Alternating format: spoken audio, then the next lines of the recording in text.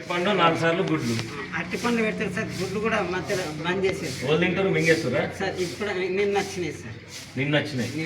ఇది ఎప్పుడు వచ్చింది? ఉదయం అల్పాహారం ప్రతిరోజు రాగి జావ, ఉదయం అల్పాహారం. ఇది ఓకేనా? సాయంత్రం బొబ్బర్లు, శనగలు, పల్లిపట్టి. ప్రతి విద్యార్థికి బెడ్షీట్ కార్పెట్ ఉందా? ఇచ్చినాం సార్. ఇవన్నీ ఓకే సార్. ఒకసారి పోయి కార్పెట్ తీసుకురా జరా. యూనిఫామ్ వచ్చినాయా? వచ్చినాయి సార్. అందరు తీసుకుంటారా? వాషింగ్ అవన్నీ ఎవరు చూసుకుంటారు? వాళ్ళే. ఉదయం స్టడీ అవర్స్, ఉదయం స్టడీ అవర్స్, సాయంత్రం స్టడీ అవర్స్ లో సార్ ఉంటుందా? గట్టిగా చెప్పారు. ఉంటలేడు సార్. ఇది ఇడ్లీ, భోజనం అన్ని పెడుతున్నారు. Okay sir. ఓకే, పుస్తకాలు వచ్చినాయా? 10th క్లాస్ మొత్తం అలా. ఈసీఎస్సీ ఎస్టీ విద్యార్థులు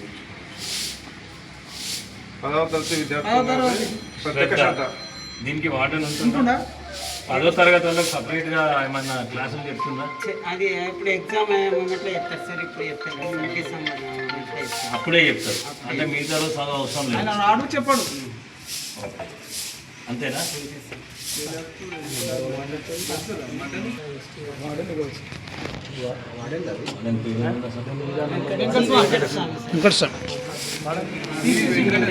ఇది పాత బ్యానరు.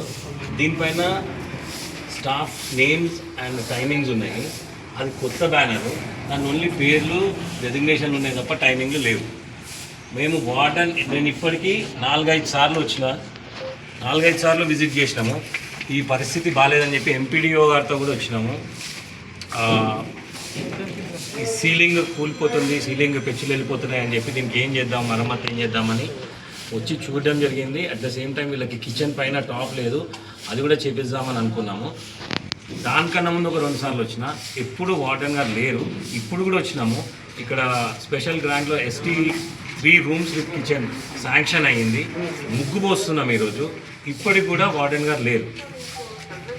సో వార్డెన్ గారి మీద ఇమీడియట్ చర్య తీసుకోవాలని కోరుకుంటే, ఇప్పుడు మా గవర్నమెంట్ ఇవన్నీ ఇంత మంచి హెల్తీ డైట్ అండ్ ఇంతమందికి స్పెషల్ కేర్ తీసుకుంటుంటే అధికారులు నిర్లక్ష్యం చేసి వీళ్ళ పిల్లల్ని పట్టించుకోలేని పరిస్థితిలో ఉంది. దయచేసి కలెక్టర్ గారైనా ఇమీడియట్ ఎవరైనా ఇమీడియట్ యాక్షన్ తీసుకోవాలి వార్డెన్ గారి పైన కోరుకుంటున్నాను. Thank you.